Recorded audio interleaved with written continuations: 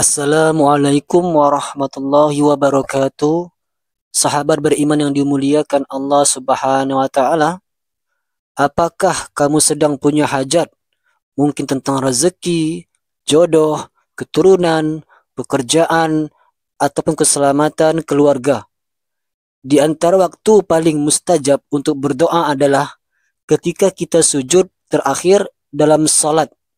Dan di sana ada 3 kalimat yang bila dibaca dengan tulus bisa menjadi sebab terkabulnya hajat kita dalam waktu yang singkat, yang sangat singkat atas izin Allah Subhanahu wa taala. Bisa jadi sebab terkabulnya hajat kita dalam waktu yang singkat, sangat singkat atas izin Allah Subhanahu wa taala. Sebelum saya lanjut, sempatkanlah salawat kepada Rasulullah di kolom komentar. Insya Allah bisa jadi bukti kecintaan kita untuk mendapatkan syafaatnya di akhirat kelak. Terima kasih bagi yang like, subscribe-nya. Saya doakan semoga dalam keadaan sehat dan selalu diberikan rezeki yang berlimpah oleh Allah Subhanahu wa taala. Sahabat beriman yang dimuliakan Allah Subhanahu wa taala, sujud bukan sekedar gerakan fisik. Itu adalah simbol ketundukan kita paling dalam. Dalam posisi itulah kita paling dekat dengan Rabb kita. Rasulullah SAW bersabda, keadaan paling dekat antara seorang hamba dengan Rabb-nya adalah ketika ia sedang sujud, maka perbanyaklah doa di dalamnya. Hadis riwayat Muslim.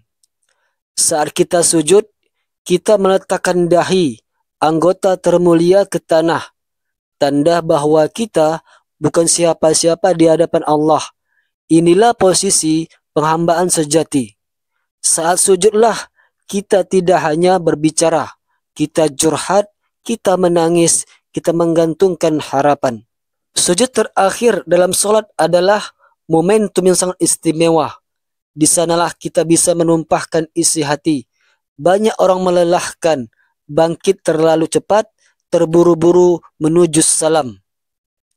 Banyak orang meremehkannya, bangkit terlalu cepat, terburu-buru menuju salam.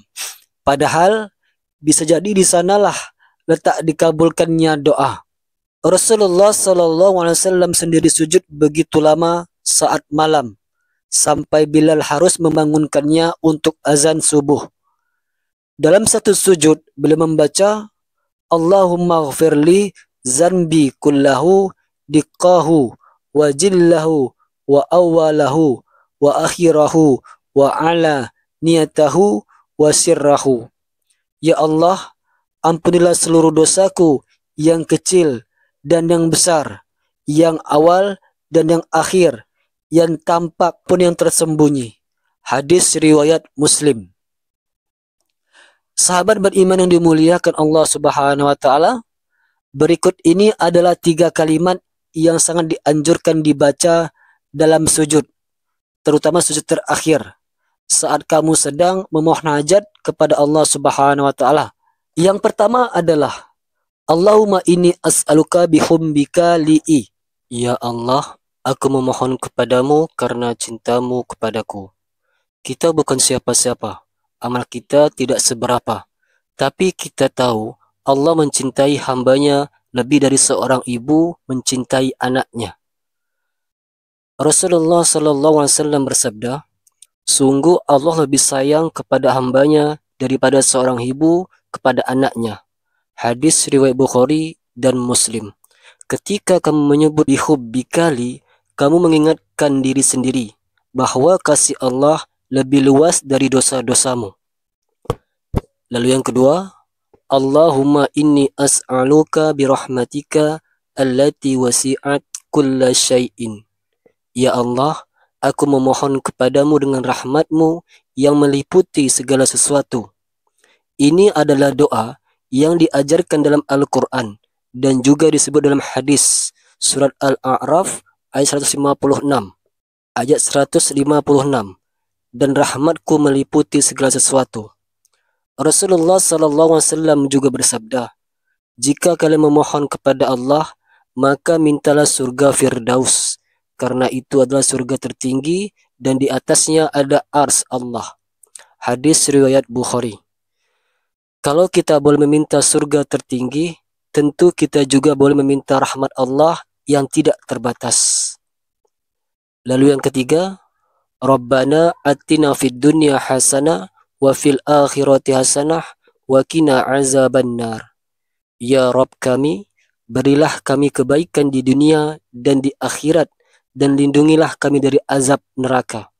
Al-Quran Surat Al-Baqarah ayat 201.